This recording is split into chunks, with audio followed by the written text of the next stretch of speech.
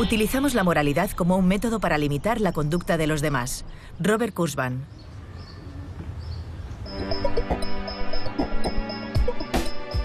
Hablar de la mente humana en singular podría ser un error. Nuestra mente es una colección de módulos que surgieron a lo largo de la evolución como soluciones adaptativas a distintas situaciones. Según Robert Kurzban, psicólogo evolucionista de la Universidad de Pensilvania y autor del libro ¿Por qué todos los demás son hipócritas?, vivir equivocados puede no ser tan malo como parece, particularmente para una especie tan social como la nuestra. Punset aprovechó la visita de Kurzban al evento de la Ciudad de las Ideas en Puebla, México, para hablar sobre cómo funciona la mente.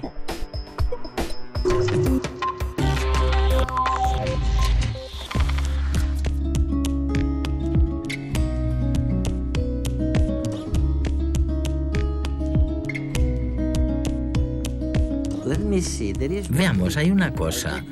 He leído tu libro, Why Everyone Else is a Hypocrite. Y es un buen libro, sin duda. Una de las cosas que me ha sorprendido es una idea que de nuevo contradice nuestras convicciones tradicionales. Sostienes allí que en realidad lo importante de la mente es lo que denominas modularidad. Hay distintas partes en el cerebro que hacen cosas diferentes. Y esto, en mi opinión, contradice las teorías más modernas acerca del cerebro, donde todo está interconectado, donde no importa tanto si algo ocurre en un lugar o en el otro, sino las redes neuronales.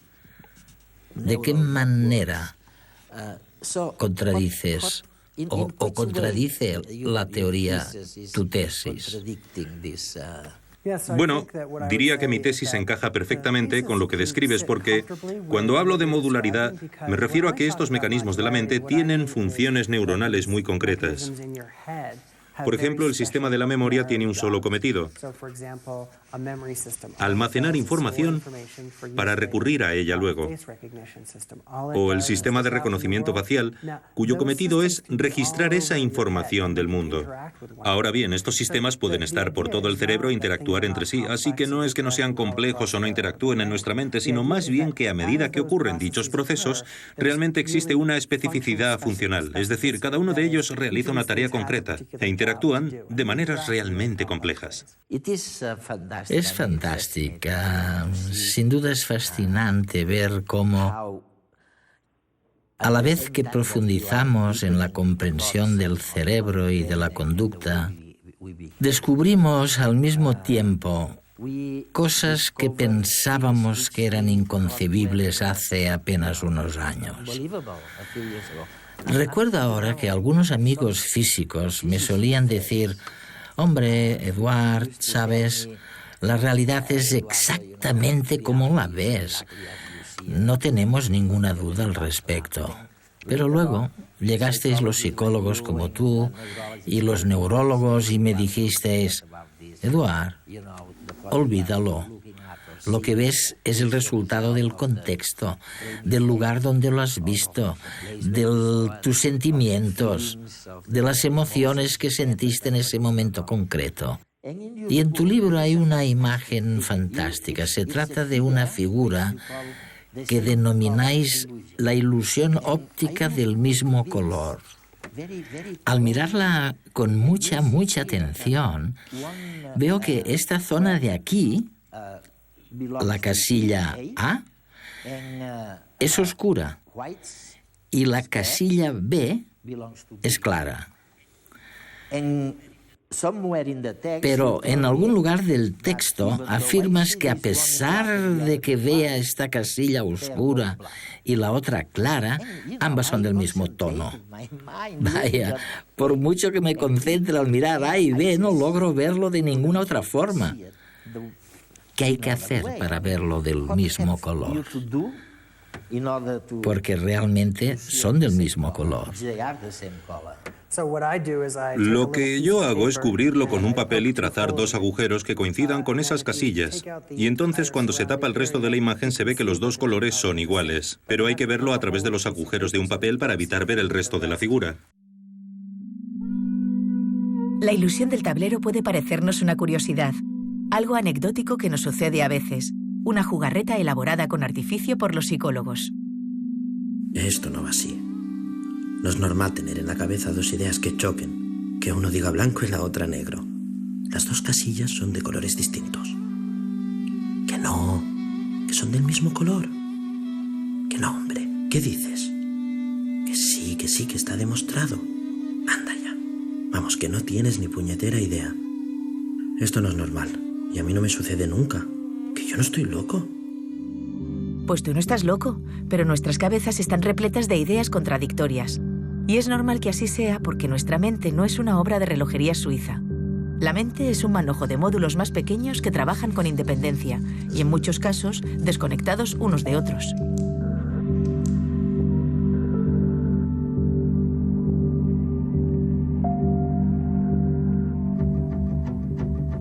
De alguna manera, la mente es como un smartphone que viene de fábrica con aplicaciones diseñadas para cumplir objetivos muy concretos.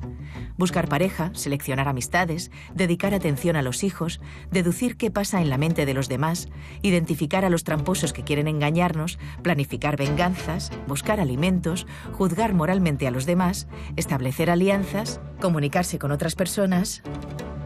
Cada uno de estos módulos funciona con independencia de los demás y muchas veces no se comunican entre ellos. Hay un experimento clásico de la psicología que demuestra cómo los módulos mentales trabajan por separado y sin estar conectados. A un grupo de personas se les pidió que dijeran cuál de estos 4 pares de medias era de mejor calidad. Sí, son 4 pares idénticos, pero estos señores todavía no lo saben. En eso consiste el experimento. Fijaros cuál ha sido el par más elegido. Yo diría que esta, la de la derecha. El último, el que estaba a la derecha de todo. Curioso, ¿no? Pero más curioso todavía es el motivo que dieron las personas para su elección. Porque es como más suave, más elástica. Así a la luz brilla más y por la textura. Por arriba parecen que están más fuertes si tiras de aquí. Los psicólogos no tienen una explicación de por qué la gente elige el par de más a la derecha. Podría ser que sea porque fue el último par que ha visto. Pero eso no es lo importante. Lo importante es que todas estas personas tenían un programita dentro de la cabeza que decía: voy a elegir el de la derecha, el de la derecha, el de la derecha. Sin embargo, los módulos conscientes de la mente, los que tenían que explicar un motivo para la elección, no tenían la más mínima idea de lo que estaba pasando y se inventaban una explicación que no tenía nada que ver con lo que había sucedido en realidad. O sea, 2 módulos que estaban totalmente desconectados uno del otro.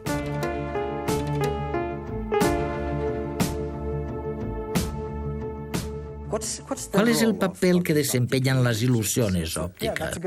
Es una buena pregunta. Las ilusiones ópticas son divertidas, pero creo que desempeñan un papel muy importante en nuestra comprensión de la psicología. Me parece que hay 2 lecciones que podemos extraer de esta ilusión óptica. Y no se me han ocurrido a mí. Una lección importante es que ves la imagen. Y tras haberte demostrado a ti mismo que ambas casillas son iguales, una parte de tu mente sigue teniendo la misma experiencia y las ve de un color distinto, mientras que otra cree que son iguales. De ahí se deriva una noción realmente importante.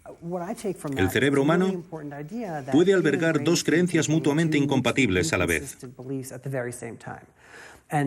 La percepción no es más que una parte.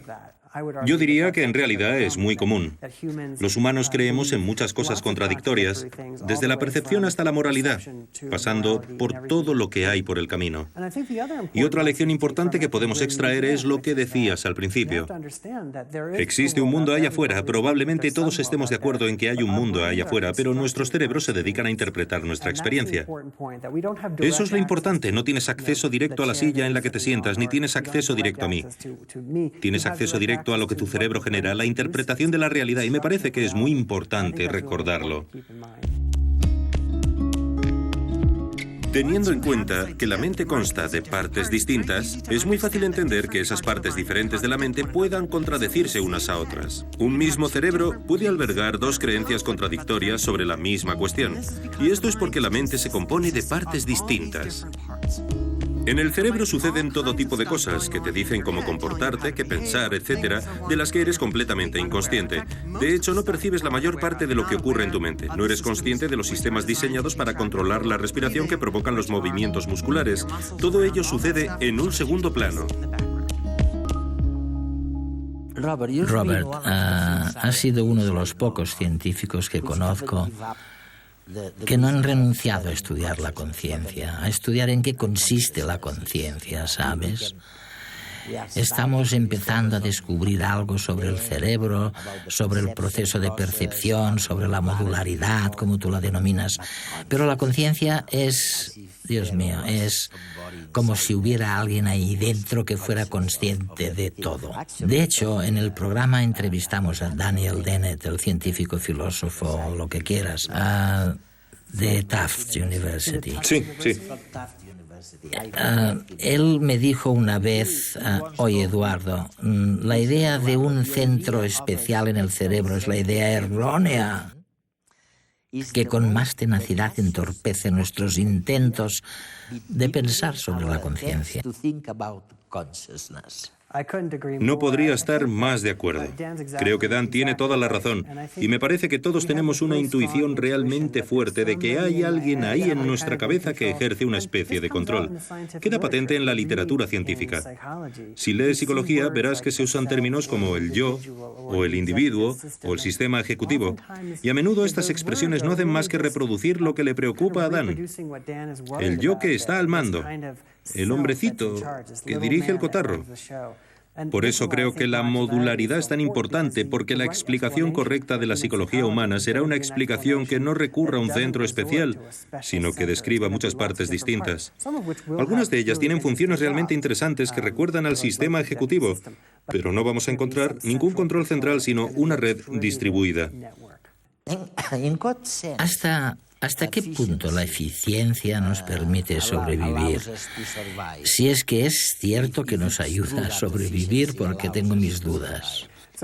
La selección natural es un gran proceso competitivo, y si tenemos dos organismos y uno de ellos resuelve un problema con más eficacia que el otro, el organismo que sea más eficiente necesitará menos comida, tendrá más tiempo para buscar una pareja mejor.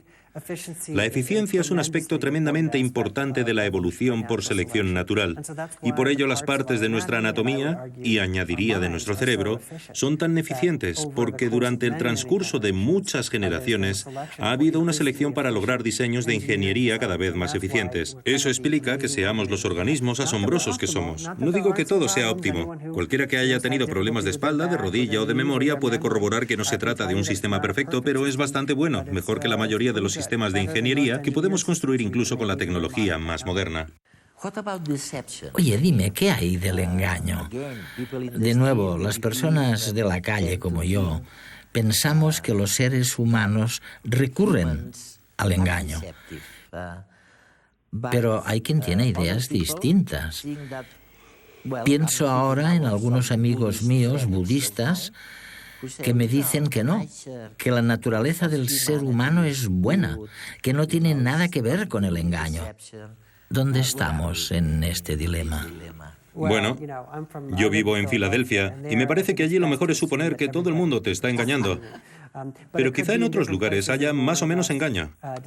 Lo que diría es que los humanos somos criaturas evolucionadas, como cualquier otra especie del planeta, y la evolución es un proceso competitivo. Sería chocante si los humanos no intentáramos engañarnos los unos a los otros, porque al fin y al cabo hemos evolucionado para competir con los que nos rodean. En parte la competitividad se basa en intentar convencer a los demás de cosas que no son ciertas. El engaño, en mi opinión, forma parte del tejido constitutivo no solamente de las interacciones humanas, sino también de las que imperan entre el resto de animales.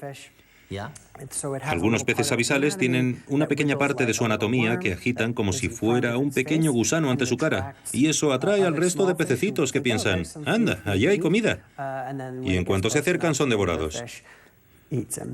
Por tanto, el engaño forma parte integral de lo que supone ser el producto de la evolución.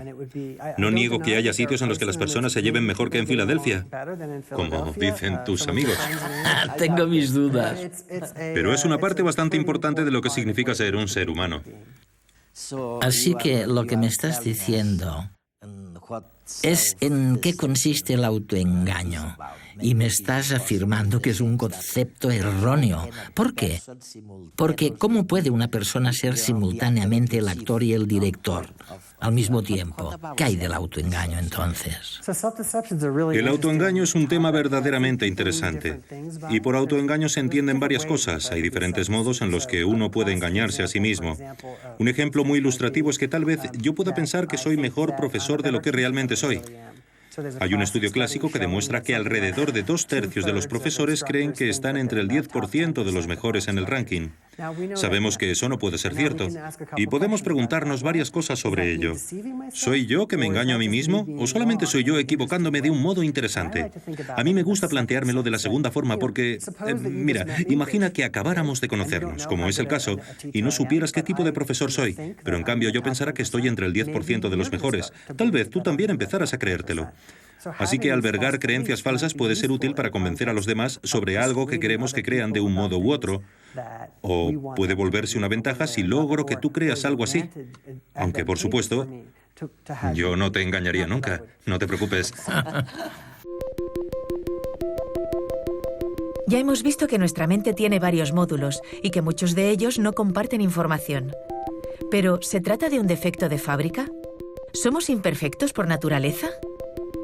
Kurzban explica que la evolución nos moldeó de manera tal que funcionamos mejor si algunos módulos de nuestra mente no se enteran de lo que otros módulos están haciendo. Algunos módulos incluso son más eficientes si tienen información equivocada sobre la realidad. Veamos un ejemplo. ¿Quién no sabría reconocer su cara en el espejo o en una foto? Puedes no saber cuál de estas es la bandera de Burkina Faso, pero sí sabría reconocerte entre varias fotos manipuladas digitalmente, ¿verdad? Pan comido, ¿no? Aquí tenemos a varias personas a las que les hemos sacado una foto. Después hemos hecho varias copias de la imagen con alteraciones sutiles, algunas para que nuestras víctimas parezcan más feas y otras más bonitas. Y por último, les hemos pedido que nos digan cuál era la foto sin retoques. Casi nadie acertó. Y curiosamente, todos elegían fotos en las que salían mejorados. Solemos pensar que somos más guapos, o mejores profesores que la media, o que somos los mejores conductores de la carretera. Incluso quienes van al hospital por haber causado un accidente se creen mejores al volante que los demás. La mala noticia es que vivimos equivocados sobre nosotros mismos. No somos tan guapos ni conducimos tan bien como creíamos. La buena noticia es que estar equivocados es bueno para nosotros, o para nuestros genes. Kurzban lo llama errores estratégicos. En un entorno donde las relaciones sociales son fundamentales para la supervivencia, como en el caso de nuestra especie, tener una imagen sobrevaluada de nosotros mismos nos ayuda a conseguir mejores parejas, alianzas más firmes y amistades más generosas. Todo esto son ventajas que nos ayudan a tener más descendencia. Por ello, la evolución ha seleccionado a quienes cometían estos errores estratégicos y eliminaba a quienes tenían una visión más correcta de la realidad.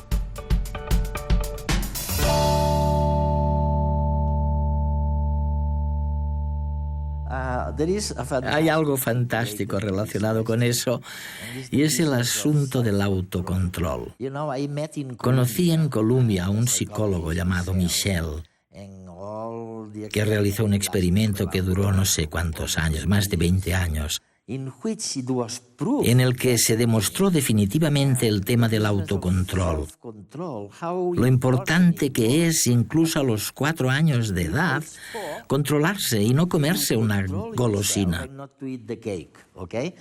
Bueno, para resumir, los niños que resistieron la tentación luego se convirtieron en adolescentes fantásticos y de adultos las cosas les fueron muy bien, mientras que los que no pudieron evitar comerse la golosina ni pudieron resistir la tentación mostraron conductas alarmantes durante la adolescencia y la edad adulta. Son estudios clásicos e ilustran, en mi opinión, la importancia de esta parte de lo que significa ser un ser humano. En parte tiene que ver con que hay ciertas cosas a las que podemos recurrir si somos muy impacientes, que nos brindan una recompensa aquí y ahora, ya sea una nube de golosina o cualquier cosa que podamos disfrutar en el momento, pero tal vez no nos beneficien tanto a largo plazo. Como hay distintas partes que actúan en el cerebro, algunas nos instarán a obtener una recompensa inmediata y otras lo reprimirán. Como si dijera, espera, hombre. Eso, nos instarán a ser más pacientes. Y gran parte del proceso de toma de decisiones se puede entender como la tensión entre los módulos impacientes, los sistemas de recompensa tipo lo quiero y lo quiero ahora, y los módulos más pacientes. Y nuestra manera de encauzarlo, como decías en referencia al trabajo de Michel, tiene realmente consecuencias importantes. Si puedes postergar la gratificación durante un rato y pongamos hacer los deberes ahora, o evitar fumarte ese cigarrillo, o no tomarte la tercera o quinta copa o las que sean, entonces lograrás mejores resultados a largo plazo que si no. Y sin el menor atisbo de duda, creo que esta tensión entre la paciencia y la impaciencia que se produce en nuestra mente tiene una importancia tremenda en nuestra vida cotidiana. Escúchame, ¿crees que la moral, el concepto de moralidad, suele encubrir este engaño o esta naturaleza engañosa de los humanos? Totalmente. Una manera de pensar en las reglas morales es que son un conjunto de cosas que les decimos a los demás que no pueden hacer. Utilizamos la moralidad como un método para limitar la conducta de los demás, aunque a veces digamos que es por su propio bien. Hay reglas morales sobre, por ejemplo, las transacciones mutuamente beneficiosas. En algunas culturas, aplicar interés no está bien visto, pero la mayoría de economistas te dirán que en realidad es bueno aplicar intereses, porque entonces yo te puedo dejar dinero si lo necesitas y tendré algún incentivo para hacerlo gracias al interés. Así pues, en cierto modo, se puede pensar en la moralidad como una forma de coartar la libertad de acción de los demás. Creo que eso encaja perfectamente en este contexto engañoso competitivo que tenemos como criaturas sociales. Tenemos un sistema muy elaborado para determinar lo que es malo. Se trata del sistema de juicio moral, pero lo verdaderamente importante es que también hay muchos otros sistemas en el cerebro que guían el comportamiento. A todos nos gusta hacer muchas cosas diferentes, incluso si hemos declarado previamente al mundo que pensamos que esas cosas son malas y que se debería castigar a quienes las hacen. Lo que se obtiene entonces son incoherencias en las posturas morales que se deben a que vamos por el mundo usando nuestros sistemas de juicio moral para imponer coerción y evitar que otras personas hagan ciertas cosas, mientras que nuestros sistemas conductuales nos llevan a hacer exactamente esas cosas para alcanzar nuestras metas. Mi postura, por supuesto, es que la hipocresía está por todas partes. Y creo que es fruto de la propia naturaleza de la mente humana, que consiste en una mezcla de partes distintas. Es decir, la respuesta a la pregunta más fácil, ¿por qué todos los demás son hipócritas?, forma parte de la respuesta a la cuestión más difícil, que es ¿por qué la mente es tan inteligente? Y ambas preguntas tienen que ver con la composición de todos los sistemas mentales diferentes. La última pregunta es ¿por qué tendemos a pensar que todos los demás son hipócritas y nosotros no lo somos? La respuesta corta es que, tan pronto como percibimos una incoherencia en nuestro propio comportamiento, corremos el riesgo de que otras personas también lo noten. Por lo tanto, la mejor manera de evitar que nos identifiquen como alguien con comportamiento incoherente es que uno mismo no lo note, para impedir que se filtre la verdad al interactuar con quienes nos rodean. Y esto genera una asimetría muy particular. Si bien somos muy rápidos para detectar las incoherencias en los demás, estamos diseñados para no detectar nuestras propias incoherencias, y por eso pensamos que todos los demás son hipócritas. Creo, y este es mi último comentario, además de darte las gracias por haber escrito este libro, es mucho mejor utilizar la modularidad que la moral para entender lo que está ocurriendo. Bueno, ciertamente abogo por la idea de que si queremos entender lo que hace la mente, deberíamos plantearnos para qué sirven los distintos componentes. Y la respuesta a esa pregunta consistirá en pensar en los humanos como cualquier otra criatura evolucionada, no especial, pero sí distinta a nuestra manera, con lenguaje y tradiciones culturales. Pero habrá partes de nuestro cerebro cuyas funciones puedan entenderse en el contexto de la evolución por selección natural, y creo que se trata de un principio importante que debe guiarnos al hacer psicología.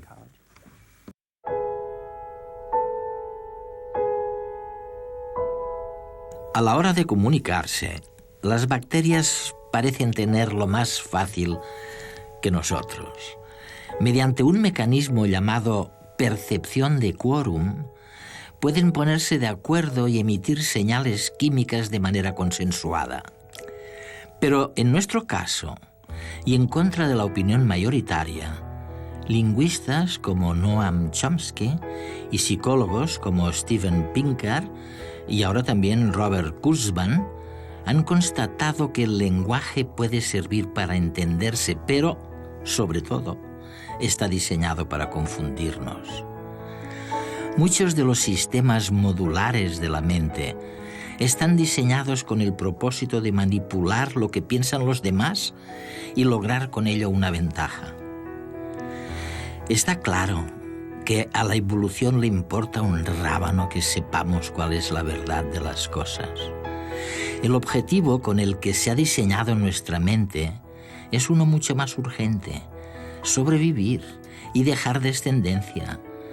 Por ello, la estructura modular de la mente explica por qué la gente se equivoca y es contradictoria. Si es cierto que algunos módulos funcionan mejor estando equivocados, por fin tenemos una manera de entender por qué la gente se equivoca tantas veces, especialmente sobre ellos mismos.